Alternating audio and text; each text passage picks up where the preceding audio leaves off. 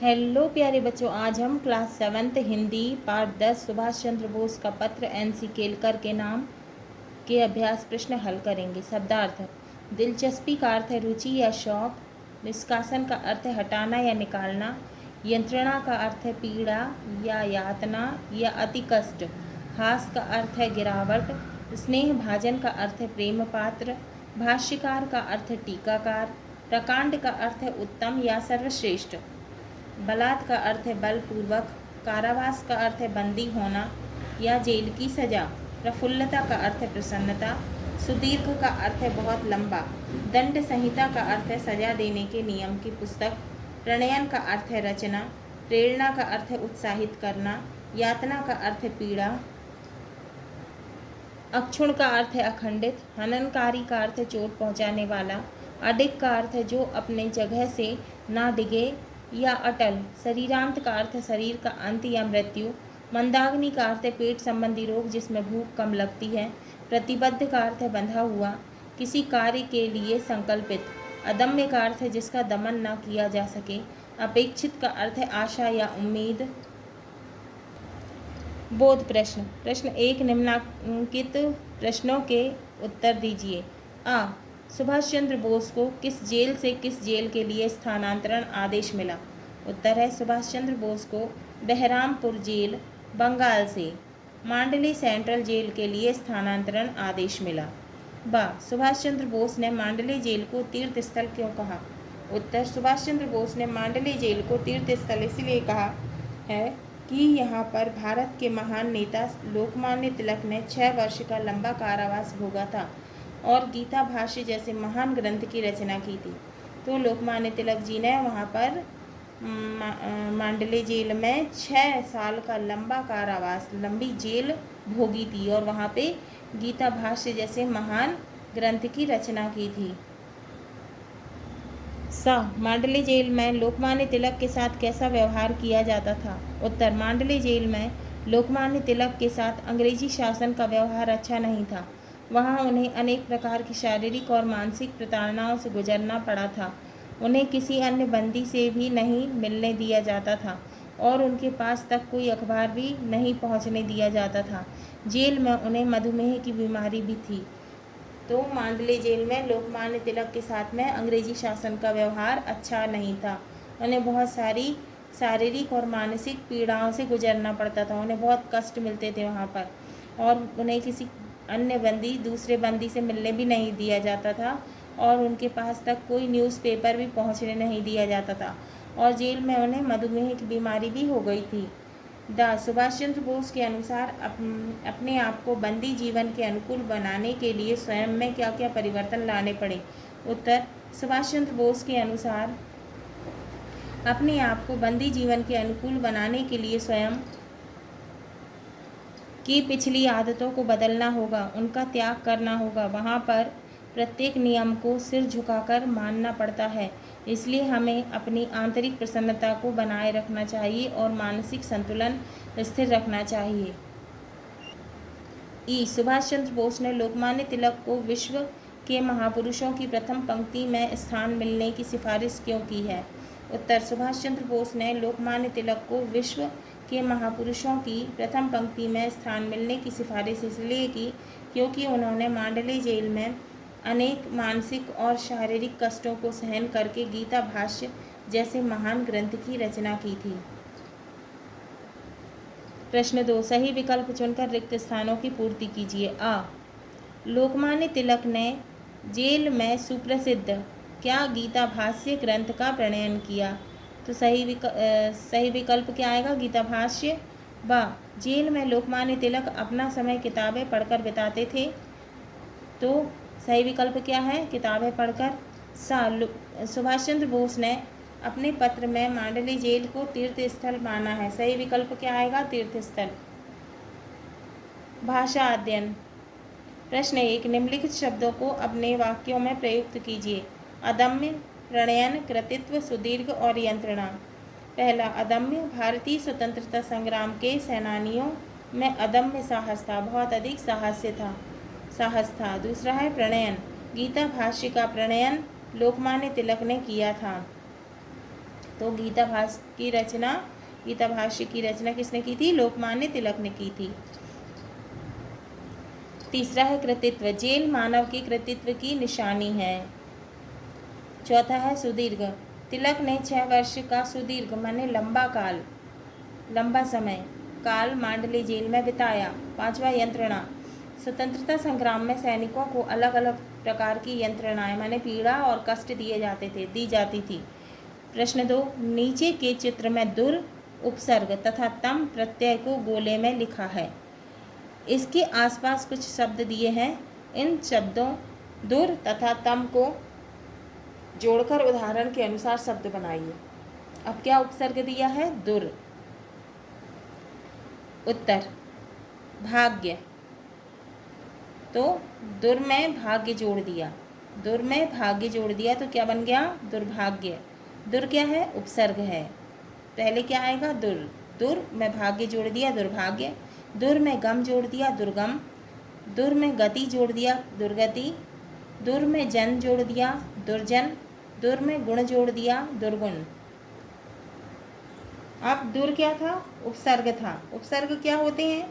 वे शब्द या शब्दांत जो शब्दों के पहले जुड़कर नए शब्द बनाते हैं उन्हें क्या कहते हैं? उपसर्ग कहते हैं। अब क्या है? तम प्रत्यय है। महान में तम जोड़ दिया, महानतम। अधिक में तम जोड़ दिया, अधिकतम। सरल में तम जोड़ दिया, सरलतम। कठिन में तम जोड़ दिया, कठिनतम। तम क्या है? प्रत्यय। प्रत्यय क्या होते हैं? मूल शब्दों के अंत में जो शब्दांश जोड़कर नए शब्द बनाते हैं उन्हें प्रत्यय कहते हैं। प्रश्न 3, दार्शनिक शब्द में दर्शन शब्द के साथ इक प्रत्यय जुड़ा है। इस पाठ में से इक प्रत्यय से बने शब्द छांटकर लिखिए। उत्तर शारीरिक। इक क्या है? प्रत्यय है। मानसिक इक प्रत्यय है। बौद्धिक इक प्रत्यय। हार्दिक इक प्रत्यय। राजनैतिक, आंतरिक और दार्शनिक। प्रश्न 4, निम्नलिखित शब्द मूल शब्दों में उपसर्ग जोड़कर बने हैं। उनमें से उपसर्ग और मूल शब्द छांटकर लिखिए। सपूत, परिवेश, शरीर, आदेश, अनुपस्थित, स्वदेश, प्रकांड और सुप्रसिद्ध। उपसर्ग में मूल शब्द जोड़कर नया शब्द, निर्मित शब्द बना है। सा में पूत जोड़ दिया, सपूत। सा उपसर्ग है, मूल शब्द पूत है। नया शब्द क्या बना? सपूत। परि उपसर्ग है, उसमें वेश मूल शब्द जोड़ दिया, परिवेश, परिवेश। सा उपसर्ग है, उसमें शरीर मूल शब्द जोड़ दिया, क्या बन गया? शरीर। आ उपसर्ग है, उसमें मूल शब्द देश जोड़ दिया, क्या हो गया? आदेश। अन उपसर्ग है, उसमें उपस्थित जोड़ दिया, क्या बन गया? अनुपस्थित। स्व उपसर्ग है, उसमें देश जोड़ दिया, क्या बन गया? स्वदेश। प्र उपसर्ग है, उसमें कांड जोड़ दिया, क्या बन गया? प्रकांड। सु उपसर्ग है, उसमें प्रसिद्ध मूल शब्द जोड़ दिया, क्या बन गया? सुप्रसिद्ध। सा धनपूत, सपूत। परि धनवेश, परिवेश। सा धन शरीर, सशरीर। आ प्लस देश, आदेश। अन प्लस उपस्थित, अनुपस्थित। स्व प्लस देश, स्वदेश। और प्रा में कांड जोड़ दिया, प्रकांड। सु में प्रसिद्ध जोड़ दिया, सुप्रसिद्ध। अब क्या है? प्रश्न 5 का समास विग्रह कीजिए। कर्मयोग, चाहर दीवारी, गीता भाष्य, शीत ऋतु, धूल भरी, देशवासी, तीर्थस्थल, मंदगति, युग निर्माण, दशानन, दिन रात। उत्तर है शब्द, समास विग्रह और समास का नाम। शब्द है कर्मयोग। समास विग्रह कर्म का योग। कौन सा समास है? तत्पुरुष समास। चार दीवारी। समास विग्रह चार दीवारों का समूह। समास का नाम तत्पुरुष समास। गीता भाष्य। समास विग्रह गीता का भाष्य। समास का नाम तत्पुरुष समास। शीत ऋतु शब्द। समास विग्रह शीत है जो ऋतु। कर्मधारय समास। धूल भरी। समास विग्रह धूल से भरी। समास तत्पुरुष समास। देशवासी देश के वासी। समास का नाम तत्पुरुष समास। तीर्थ स्थल। समास विग्रह तीर्थ है जो स्थल। समास का नाम कर्मधारय समास। मंद गति शब्द है। मंद है गति समास विग्रह कर्मधारय समास। युग निर्माण शब्द है। समास विग्रह है युग का निर्माण। समास का नाम तत्पुरुष समास। दशानन, 10 हैं आनन जिसके। 10 सिरों वाला, कौन है? रावण। 10 हैं आनन, दशानन कहते थे ना, दशानन, तो 10 हैं आनन जिसके।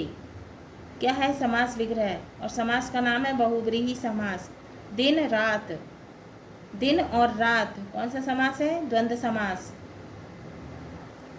समझिए, द्वंद्व समास, इसमें दोनों पद प्रधान होते हैं तथा दोनों पदों के बीच और शब्द का लोप होता है, और शब्द का लोप होता है। जैसे रात योजक चिन्ह दिन, रात और दिन, तो इसमें और शब्द का लोप हुआ है, और शब्द नहीं है इसमें, गायब है। भला बुरा योजक चिन्ह, भला और बुरा, इसमें और शब्द का लोप हुआ है। अब कर्मधारय समास, इसमें एक पद विशेषण और एक पद विशेष्य होता है। जैसे खलजन, कमल नयन, खलजन में जन विशेष्य है और खल विशेषण है। ध्यान दीजिए, संज्ञा या सर्वनाम के जिस रूप से वाक्य के अन्य शब्दों के साथ उनका संबंध सूचित हो उसे कारक कहते हैं। अर्थात कारक संज्ञा या सर्वनाम का क्रिया के साथ संबंध जोड़ते हैं। कारक के 8 भेद होते हैं। अब है समास के भेद। क्रमांक, समास का नाम, समास की विशेषता, पहचान, उदाहरण और विग्रह। क्रमांक पहला, समास का नाम है अव्ययी भाव समास। विशेषता, पहचान, प्रथम पद अव्यय है और प्रथम पद अव्यय है। उदाहरण है यथाशक्ति, विग्रह है शक्ति के अनुसार। प्रथम पद प्रधान है। प्रतिदिन, दिन दिन, उदाहरण है प्रतिदिन और विग्रह है दिन दिन। दूसरा है तत्पुरुष समास, इसमें अंतिम पद प्रधान होता है। विशेषता, अंतिम पद प्रधान होता है। उदाहरण है राजपुरुष, राजा का पुरुष, तो अंतिम पद क्या है? प्रधान है, पुरुष। विग्रह है राजा का पुरुष। संबंध पद का लोप, रोगग्रस्त, रोग से ग्रस्त। संबंध पद क्या है? से, तो रोगग्रस्त, तो से का लोप। तीसरा है कर्मधारय समास, एक पद विशेषण, विशेषता है इसकी, और उदाहरण है नील गाय और विग्रह है नीली गाय। विशेषण क्या होता है? जो शब्द संज्ञा और सर्वनाम की विशेषता बताते हैं क्या कहलाते हैं? विशेषण। उदाहरण क्या है? नील गाय, नीली गाय, विग्रह है नीली गाय। दूसरा विशेष्य, दूसरा विशेष्य होता है। प्रथम पद विशेषण होता है और दूसरा विशेष्य होता है। श्याम मेघ, बादल कैसे हैं? काले। उदाहरण क्या है? श्याम मेघ, विग्रह क्या है? काले बादल। चौथा है द्वंद्व समास, दोनों पद प्रधान, माता और पिता। उदाहरण है, विशेषता क्या है? दोनों पद प्रधान, उदाहरण है माता पिता, विग्रह क्या है? माता और पिता। योजक और शब्द का लोप, तो इसमें योजक चिन्ह ये है और इसमें और शब्द का लोप है, और शब्द नहीं है। सुख और दुख, बीच में योजक चिन्ह लगा है। कौन सा समास है? द्वंद्व समास। पांचवा है द्विगु समास, पहला पद संख्यावाची। कौन सा समास है? द्विगु समास। विशेषता है इसकी, पहला पद संख्यावाची होता है। उदाहरण क्या है? नवरत्न, विग्रह क्या है? 9 रत्नों का समूह। कौन सा समास है? क्यों समास का क्या नाम है? द्विगु समास। अब विशेषण, त्रिभुज, तीनों भुजाओं वाला। विशेषता क्या है? विशेषण, उदाहरण क्या है? त्रिभुज और विग्रह है 3 भुजाओं वाला। कौन सा समास है? द्विगु समास। छठवा क्या है? बहुव्रीहि समास। इसमें विशेषता क्या है? इसमें दोनों पद के अलावा अन्य पद प्रधान होता है। उदाहरण क्या है? लंबोदर। विग्रह क्या है? लंबा है उदर जिसका। किसका है? किनका है? गणेश जी का। और उदाहरण क्या है? पीताम्बर। पीला है अंबर जिनका, जिनका वस्त्र कैसा है? पीला है। कौन है? विष्णु भगवान। कौन सा समास है ये? बहुव्रीहि समास। प्रश्न है, अपने प्रधानाध्यापक को शुल्क मुक्ति हेतु एक प्रार्थना पत्र लिखो। तो हमें प्रार्थना पत्र लिखना है। सेवा में किसके लिए लिखना है? प्रधानाध्यापक जी के लिए। तो हम क्या लिखेंगे? सेवा में श्रीमान प्रधानाध्यापक महोदय जी। अपने स्कूल का नाम लिखना है, शासकीय पूर्व माध्यमिक विद्यालय, फिर जहाँ आप रहते हो उसका नाम उज्जैन मध्य प्रदेश। विषय, विषय किसके लिए? शुल्क मुक्ति हेतु प्रार्थना पत्र। शुल्क मुक्ति हेतु प्रार्थना पत्र। क्या विषय है? शुल्क मुक्ति हेतु प्रार्थना पत्र। विषय लिख देंगे हम, शुल्क मुक्ति हेतु प्रार्थना पत्र। किसके लिए लिखा है? श्रीमान प्रधानाध्यापक महोदय जी के लिए। अब क्या लिखना है? विषय शुल्क मुक्ति हेतु प्रार्थना पत्र। शुल्क मुक्ति हेतु प्रार्थना पत्र।